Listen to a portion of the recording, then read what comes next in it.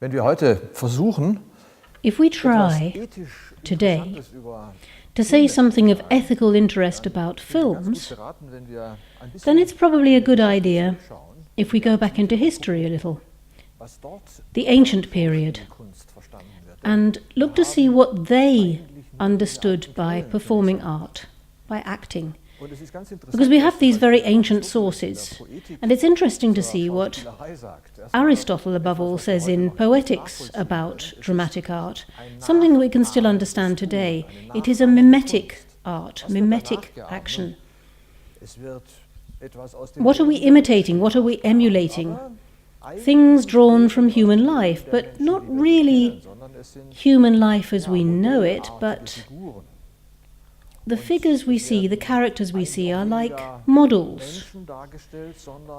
We're not looking so much at the people as at the way they behave, the way they act. Good ways, bad ways to behave. The good ways to behave are those of people who are better than us, who have more skills than us, who are able to sustain far greater problems than we normally do. That makes it a tragedy. That's the name, the label for this kind of mimetic art. There are also comedies and other genres too, but I'm going to stick with tragedy for now. Tragedies are ranked among the great epic works, and as we are interested in film today, the interesting thing is what tragedy was expected to achieve in ancient days. It was supposed to conjure up pity and fear. It's hard to believe, but yes, that was the idea, pity and fear. Why? Because tragedy, this mimetic action on the stage, was intended to purify or purge the audience. How is that supposed to happen? It's amazing how much psychology they were familiar with in classical days, or how much there is underlying this mimetic art. The idea was purification, to purge the audience of similar emotions, that is, pity, fear, anxiety, all these awful things that tragedy illustrates. I'll give you an example, quite a well-known example, King Oedipus. You probably know quite a lot of subject matter that is related to Oedipus. I won't go into all of them. But one of the best-known myths, King Oedipus, who was that in the myth, of course? He was the son of a king, King Laios of Thebes.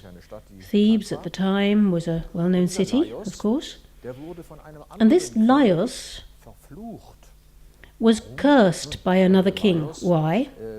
Because Laios had tried to abduct that other king's son and then to seduce him. Something that we wouldn't entirely accept these days either. So this King Pelops put a curse on Laios, but Laios was absolutely uncontested as a king. He married. He had a wife called Jocasta. And this couple remained childless for a long time. One day, Laios went to Delphi to consult the oracle, and the oracle in Delphi said to him, "If you were to ever be so insolent as to father a son after what you did to King Pelops' son, then that son that you father will kill you and marry your wife." So we're not talking about just murder here, but incest too. And indeed, Laios and Jocasta had a son. Of course, Laios was fully aware what was going to happen because the oracle had told him. So what did he do? He talked to his wife about it. They took the baby and they sewed the feet together of the baby and abandoned the baby out on the mountainside in the hope that the boy would die and this terrible mishap would never happen. But the baby was discovered by a goatherd who felt pity for the child and picked apart those seams between the feet and tried to save the child. Did indeed save the child, and the child was later adopted by another king. This little Oedipus grew up there, and there's a whole story about the name, but I won't go into that now. I just want to tell you the story. So little Oedipus grew up there, and in the end, that adopted, abandoned boy became a king himself. And he also went off to the oracle in Delphi and was told that he would kill his father and marry his mother. Well, he was horrified by this. He wanted to go straight home. And on the way home, he got involved in some little skirmish with somebody, the way these things happened in those days when you were on the road. And he killed this man.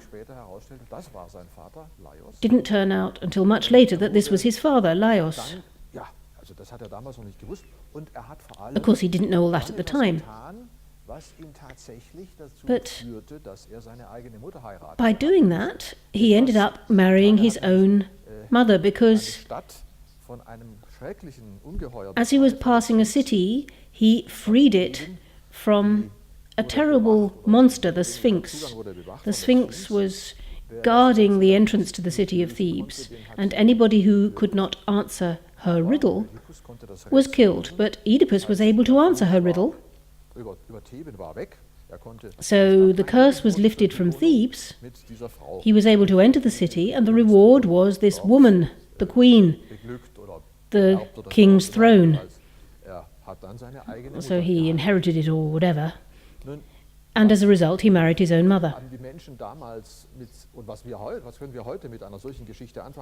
Now, what are you going to do with a story like that? How would you experience a story like that? Today we think it's rather odd. We can hardly imagine that people in those days felt something rather like a lightning conductor. They experienced this fear and pity. But of course, the fear and pity is all mixed up with the story. You have to imagine that the actors up there on the stage were talking verse. And there was a chorus too. The chorus was there to cast light on the story. That's important, and we have to note that for when we come back to talk about film in a moment. The chorus did something that was really important in terms of the terrible plot. It helped people maintain some sort of detachment to what was happening on the stage. Of course, they were emotionally drawn into what was happening on the stage, just as we are when we're sitting in the cinema. We become emotionally drawn in. Otherwise, this liberating psychology would not take effect. And this myth is the fabric, the subject matter, which enables people to be purged, to experience this psychological liberation. Now, why was all this done? These days, we would say to channel people's aggression. It's a kind of lightning conductor effect. So much in memory of classical literature and mimetic art. And we're talking about several centuries before the birth of Jesus Christ. Now, of course, we have to recognize that between film and cinema, between film and stage, there is a huge difference, because on the stage, we always have the situation that we can see, aha, there's a stage, that's not the world out there. Whereas in a film, the suggestion is that we are looking at the world itself. We are seeing images that are real. We are encouraged to forget about the mimetic factor, not to bear it in mind, or not to allow our emotions to be kept in check by this awareness that this is mimetic, this is imitation, it's not real. Because life doesn't take place just like that, this is emulation. It's not only that, the images are different. A common usage might be to say that film is a hot medium, because the manner of pictures, the totality of the pictures, means that we can't really do much thinking for ourselves. We can't really paint part of this world for ourselves as we do with the stage. With the stage, we can look in another direction, we can see different things, we might look around at the audience, and we have a chance to think about what's going on there. But with the film, you can do that, but that's not a typical state of affairs. You're in a dark room, all you see is the big screen, the flickering pictures, lots and lots of pictures, a sequence of events just as we would see if we were watching life itself. Now, what can we say about this subject matter, this myth, the patricide, incest? Could we get away with a plot like that today in a film? Well, yes, probably. There are films that show similar events. But we would be quite surprised by it. We would have a different attitude. Nevertheless, we would feel terror, fear. But would the psychological effect be the same? Would we be purified? Would there be catharsis? Perhaps, I don't know. There's a big question mark there as to whether this kind of lightning conductor function is one that film can fulfill in terms of catharsis, the kind of purification that the stage can achieve. But let's leave that open for now. It's quite clear. Films are mimetic. The point is not that perhaps it's based on authentic facts,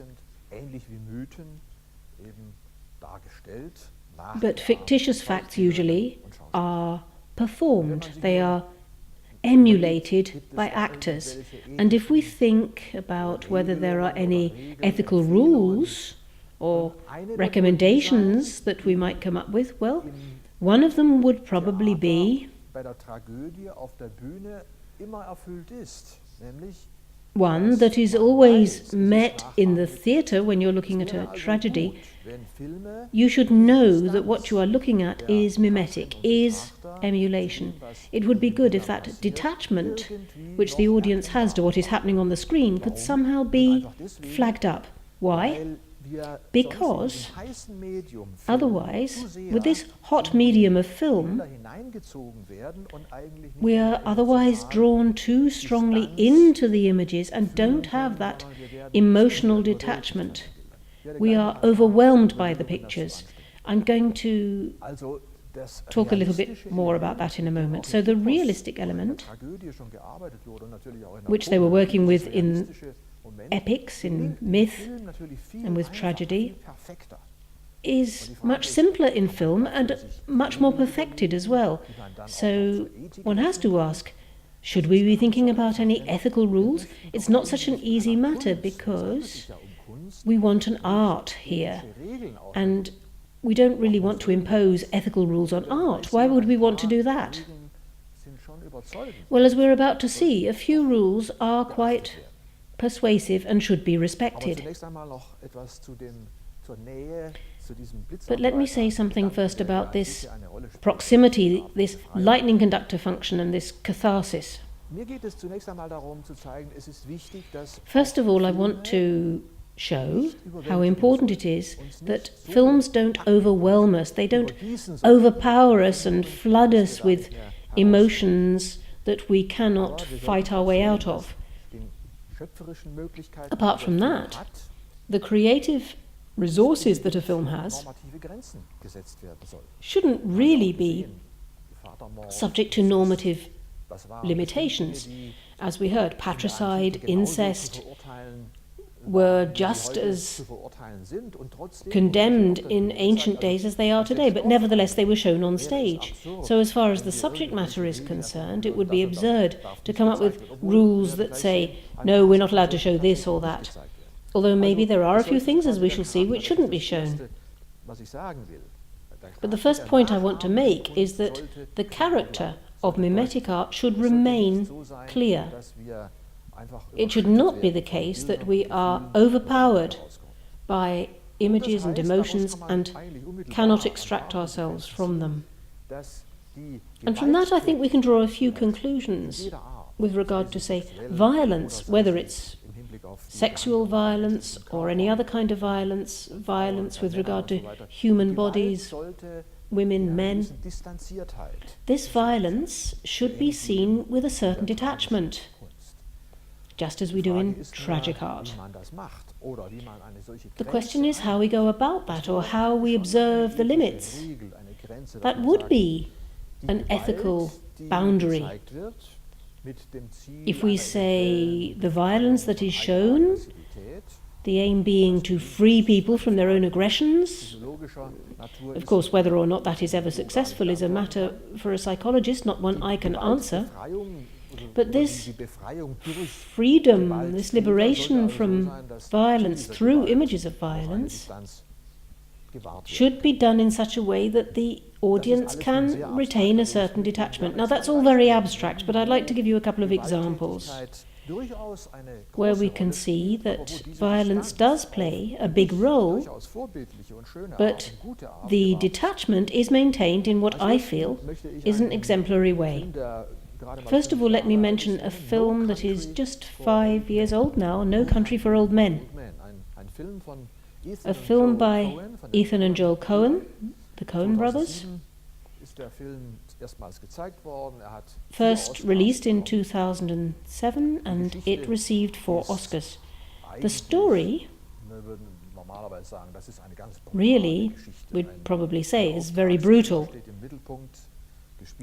We're talking about a paid killer played by Javier Bardem, and this contractual killer has a kind of shotgun, the sort of thing you'd kill animals with compressed air. It's pretty horrific even to think about it. So why this? Because a war veteran accidentally comes across this box full of money, and he feels a bit jelly-kneed about this. He's suddenly given this box, this case, because they're surrounded by dying and dead people, but he goes there anyway, out there in the desert somewhere, and goes to get the box. Of course it belongs to a gang, some gangsters, but never mind the details. Now, the third in the triangle is a sheriff, played beautifully by Tommy Lee Jones, and he's supposed to represent the good old policing tradition, the good old law and order principle, which of course no longer really works. That's why the title No Country for Old Men, because everyone dies too young. There aren't any old people there at all. I don't want to tell you all the details of the story, but it ends with the war veteran, Llewellyn Moss, getting killed himself. We don't know exactly how the story ends, but why is this such a good example for me of maintaining detachment from the violence? Well, on the one hand, as far as the mimetic side is concerned, of course we get this emulation of a pretty mythic gangster life, drug traffickers, gangs, dealing in drugs, that kind of thing. It can always happen. But the presentation, the way in which the killer works, the way he talks, always has a kind of ironic overtone. You always get the impression that it isn't entirely serious, even though it's so brutal. But it isn't somehow so serious. So what the Coen brothers do in film, other films as well, like Fargo, 1996, where an awful lot of awful things happened as well, and I don't want to describe them in detail. But these two people who wrote the script and did the directing, they managed to take those terrible events, tragic events if you like, and to represent it with a degree of detachment. They choose actors, texts, a plot which scare you as the audience, But you are still somehow aware it's only a film. There is this ironic detachment which the two Coen brothers managed to implement in an exemplary way. And that's what I mean when I talk about this ethical aspiration, that you don't overpower people, that you don't hold your audience so much captive with the imagery, but that you permit them to have a certain detachment. You can do that with irony, you can do that with other resources, as the Coen brothers also do. But there are other examples too, not just these films by the Coen brothers. Let me mention another one. Departed, a film by Martin Scorsese, which was released a year earlier in 2006. In German it has a more explanatory name. It's called Departed Among Enemies.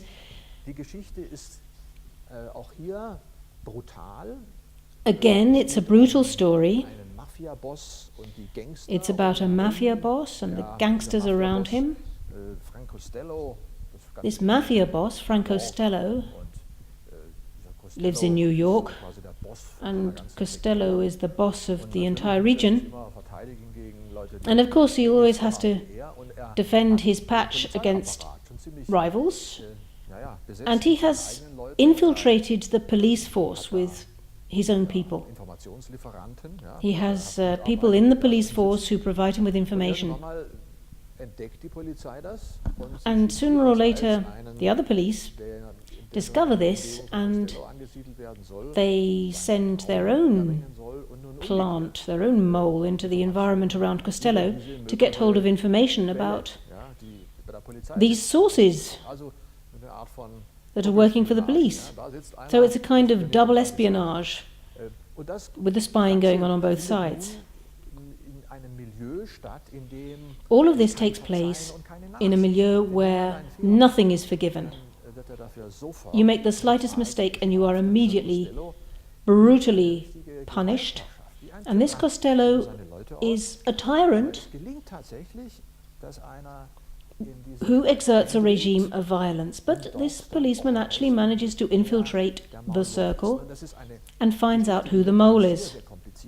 It's a very complicated story, and tragically it ends with the good guy, obviously he's called Billy, also losing his life.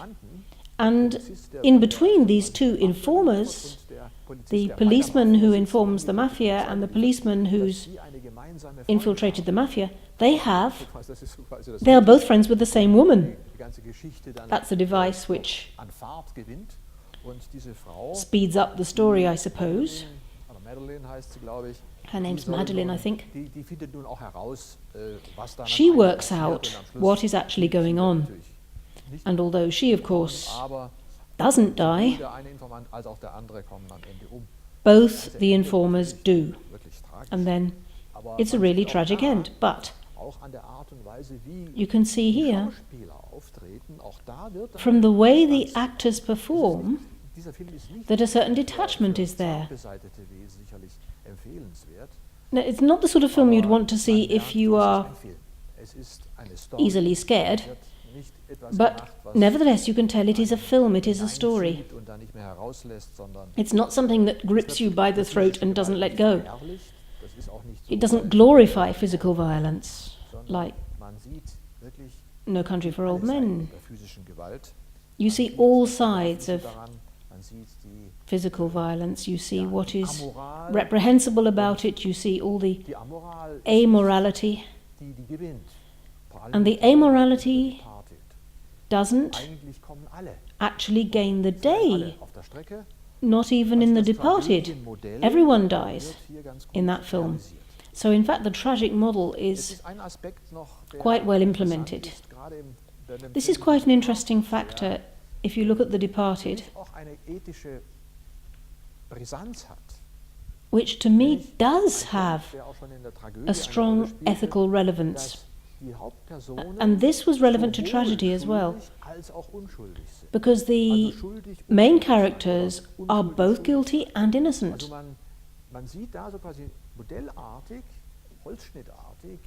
in a sort of broad brush way, we can see things that often apply to us in our own lives.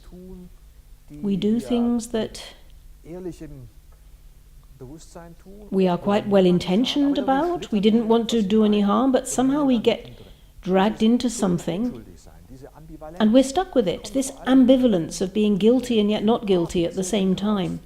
That's very well worked through in The Departed, because on both sides, the informers are so much part of the proceedings that neither of them is innocent. When you think ultimately about the end and the fact that they both die, you can't help thinking it's not entirely unfair because they've both incurred guilt in their own ways. So you can see that from this distancing, this detachment created by an excellent film crew, that you can use that detachment to do something that we see in ancient drama, that you have this ambivalence about guilt, and that is the basis for tragedy. It doesn't only apply to cinema, it applies to all kinds of fictional art, novels as well, for example. One that occurs to me off the cuff is The Human Stain, where a character, a university lecturer, is also innocent and yet not innocent. He pretends to be Jewish, but he isn't really, actually.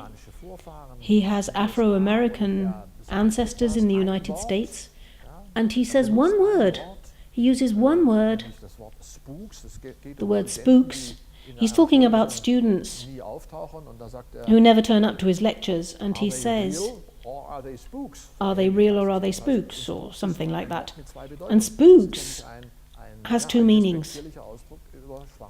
A spook isn't just a non-existent person, it's also a pejorative term for a black American. So then he's taken to court, and so forth. This lecturer finds himself caught up in these events, and there has been a film version of it as well. So we can see that in the art of fiction, we have the same basic model, being innocent and yet guilty at the same time. I mentioned those two because it strikes me that as a spectator, we are certainly drawn in emotionally to the story. We can put ourselves into the shoes of the characters, but we are not entirely overpowered by it. And why is that important? Why is this inner detachment, this ability to maintain a bit of detachment so important? We can actually call that an ethical boundary. And we should always respect it in mimetic art. Why? Because everything that happens, everything that we observe, if it draws us in too closely in an artistic context, is actually treating us as if we are being tortured in real life. Torture is the greatest injustice alongside murder that can happen to us, because on the one hand it leaves us with our lives, but it doesn't. It takes away our freedom to feel or to live as we did before. If we are ever unfortunate enough to be tortured, it never leaves us. And people who have experienced torture need a lot of help throughout their lives to deal with it. So torture is something really terrible. It denatures people, it dehumanizes people. And images can do this to us. I think you're all aware of the kind of pictures, the kind of films I'm talking about. Pictures that show extreme sexual violence that are produced, unfortunately, or films where children are sexually abused, pornography. These are films, these are just examples, I don't want to mention any names, where the same happens, I think, as in torture, where people are so much drawn in that they become victims as spectators. That's not art. That is not cinematic art anymore. That is an abuse of cinematic art for abominable purposes. And because it happens, it's important to mention it. But it's also important to recognize that we do have a normative boundary here that has to be respected. And perhaps I was exaggerating a little with my analogy to torture, but it is important to recognize that border. Apart from this kind of violence, there are other types of abuse of mimetic art or of cinematic art.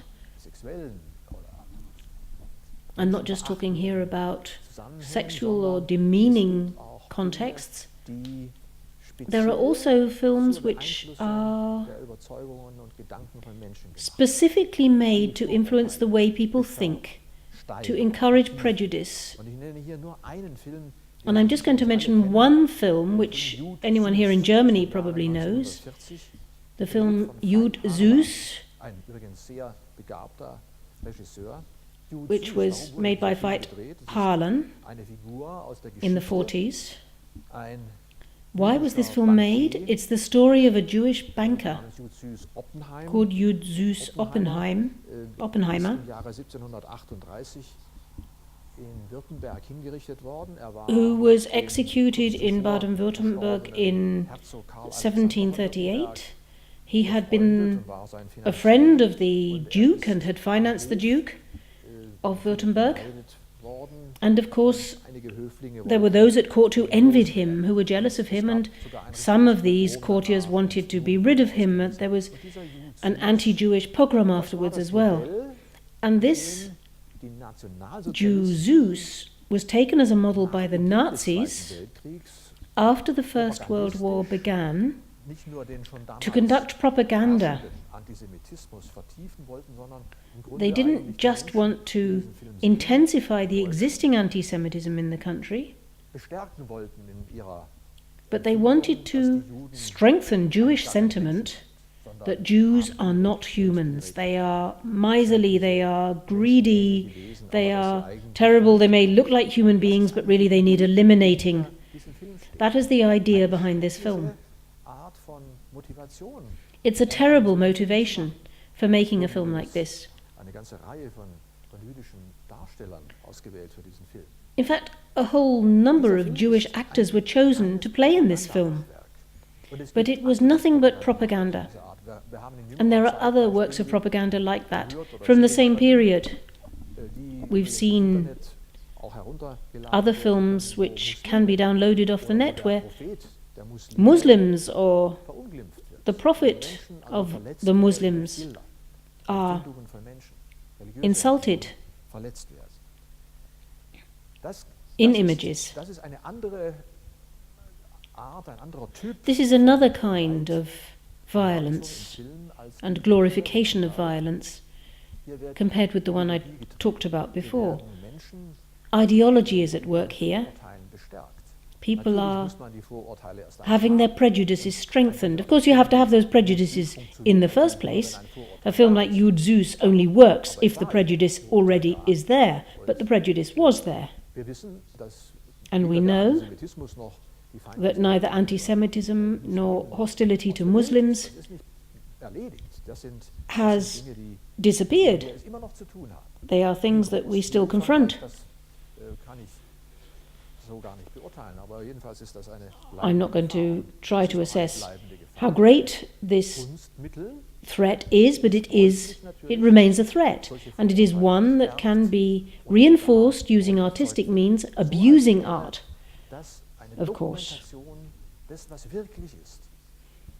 Encouraging people to believe that what they're seeing is a documentary version of reality. So there needs to be an ethical boundary. Cinematic art should not be abused for such purposes. Now, of course, there are lots of questions we could raise, especially with regard to the issue as to whether it's possible to draw such borderlines. I'm sure not every individual is injured to the same extent by the same pictures. But human emotions Women, for example, suffer from this intensification of emotion that can be created by the abuse of images of cinematic resources. But we can't say exactly how this pans out in each individual case or how we should regulate it in each individual case. It's not as if we can write a list of rules and tick them off to see whether a film conforms or not. There are lots of examples I could mention where I'm not quite sure myself whether what is happening is reprehensible or not. But it is quite amazing if one thinks about ethics and film and what links there might be between them, and whether we should think about this. Well, because we might assume that cinematic art, which works with pictures, which has very high aesthetic standards, can't do anything that is reprehensible aesthetically. There is the Platonic tradition, of course, that anything that is beautiful is good, and vice versa. Beauty and good, according to Plato, belong together. Plato even says that truth can be manifest in beauty.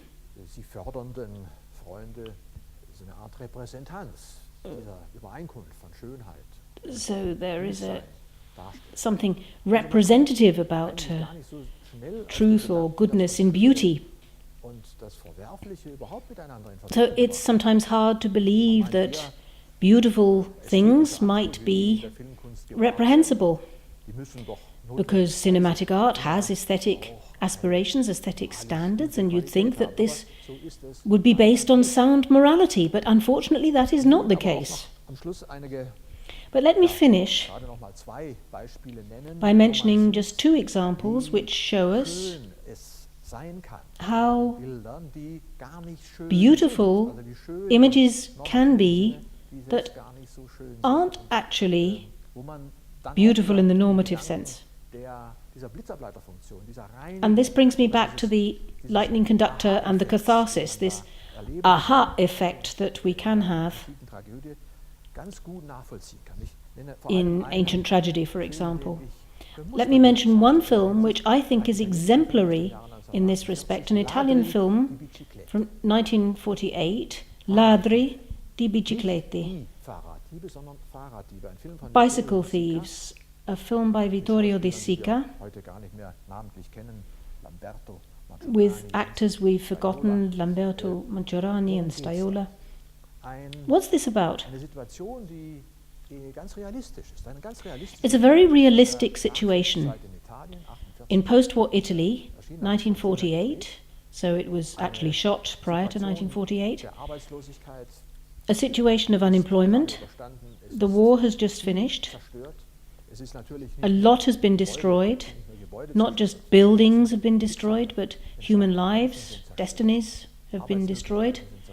Jobs have been destroyed. And a young man, like many others, is looking for a job, and he could have a job. He's being offered a job, but he has to have a bicycle to do it.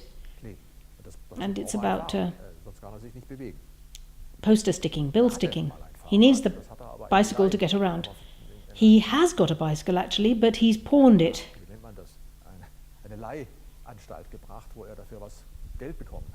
And he's been given money for it in return, of course, so to get the bicycle back he would have to pay off the money and interest on it from the pawn shop. He has a wife, he has a little boy who is already able to talk, goes to school, and a little girl. So he goes home and he says, I could have a job, but I need the bike. So the woman scrapes everything she can, she takes the sheets and says, we don't need the sheets, we can sleep on the mattress. They sell the sheets and they get the bicycle. He gets the job. He begins the job with his ladder. He's got everything he needs, his bucket, his ladder, his posters.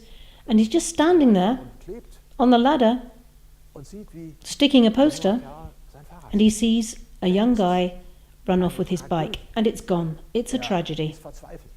He's desperate. I won't go into all the details, but his despair is infinite. You can see how this man falls apart. You'd really like to stop the film and say, no, it can't go on. For the first time, he has a spark of hope, this man, that he can drag himself out of this milieu and earn a bit of money and feed his young family. And along comes this person and just takes his bicycle. What happens in the end, heavily abbreviated. He himself is tempted to steal another bike. He tries, and he's caught. Guilty and not guilty, as we had it in the other examples. It's a gripping story where nothing is seen through rose-coloured glasses, where people are shown exactly as they would have looked in Italy after the war. There's no cosmetic beauty about it. A lot of it is ugly. Things you wouldn't like to imagine, unbelievably ugly living conditions. But there is a moral beauty to those pictures, an incredible beauty, because they're honest and they do precisely what one would expect of a tragedy in cinematic art. They make us think. And that, I think, is the most important point that I would like to put to you, that cinematic art, if it is to encourage anything, then it should encourage what other art forms try to encourage, and that is thinking. This film makes us think about our own ability to do good or bad things.